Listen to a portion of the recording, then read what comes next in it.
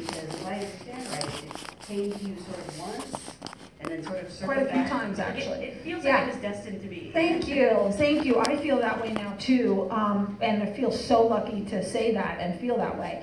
Basically, because of my love of Superman 1, Spider-Man, you know, the first Spider-Man Sam Raimi did, the genre in general. When I made Monster and people start asking you what you want to do, my first meeting with Warner Brothers way back then, I was like, I can't believe no one's done Wonder Woman. That's my favorite superhero. I want to do Wonder Woman. And so I started talking to them about it back then, but it just wasn't what they were doing at that time. Chris was making The Dark Knights, and it just wasn't, you know, and that, so there was a long time that it didn't line up, and then it's funny because I still have the script.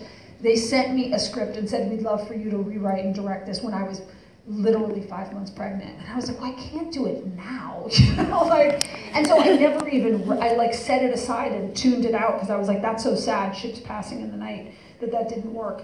But then it came back and they wanted to do a very different version of it quite a few, you know, a year before I ended up actually doing it. And that, after my experience on other movies and tentpoles, I've really learned, like, make sure that you have a shared vision. They wanted to do something at that moment that wasn't right for me. And so that was, again, like, wow, this is really sad because I truly believe in this movie, but I believe in a very certain version of it. And so it just happened to circle back around that they found themselves wanting to do something that everybody knew and remembered that I've been saying that for a long time. And so it was never like it was never like this high five moment, like, oh my God, I got the job. It was like a very long courtship.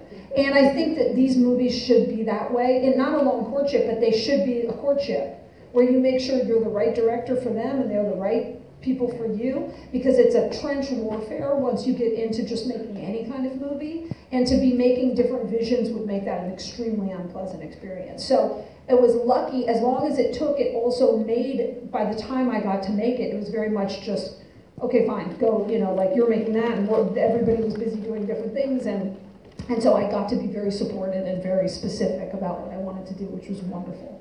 What was the difference like going to, your first feature was Monster, as I mentioned. Yeah.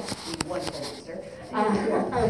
And that is obviously, you know, I'm imagining the craft service budget of Wonder Woman is more than you had to make Monster, right? Monster sometimes gets reported online as being $11 million, which just pisses me off because the budget was less than $1 when we were making it. And by the time we finished it and it got released, it was like 1.2 or something. I was like, 11 million, yeah. I could have had more than 21 days on $11 million. But yes, but you know what's the funny thing? Luckily, even though people don't understand pilots as well as movies, pilots are just like making a movie in a way. Someone hands you a script and you build that world from the ground up, casting, the look, you know, picking the DP and all those things.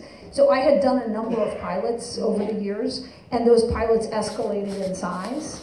And so in a weird way, both I had this build. The last pilot that I did was as much money per day as Wonder Woman was. Really? Yeah, they are very expensive, those pilots. And then secondarily, ladies and gentlemen,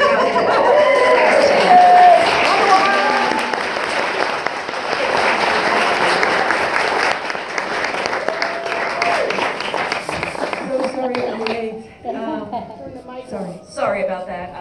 It's on. I didn't mean to interrupt on stage. It was really hot. Yeah, as great as it was. Thank you so much for being here. We were just talking about, Patty was sort of talking about the courtship on directing this movie, and it's interesting because you guys sort of have an arranged marriage.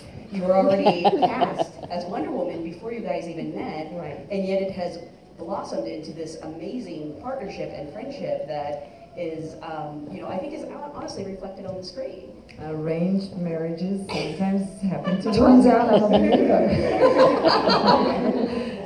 So can you sort of tell us about first how you came to be cast in Batman vs. Superman, and you knew at that time you were going to be headlining your own movie? I didn't. No, they cast me for Wonder Woman, and I knew I was gonna take part in Batman vs. Superman, but I think that everyone were waiting to see how am I gonna be received and how well will I do before they give me my own movie. So yes, so about a year later, I knew, no, less than a year.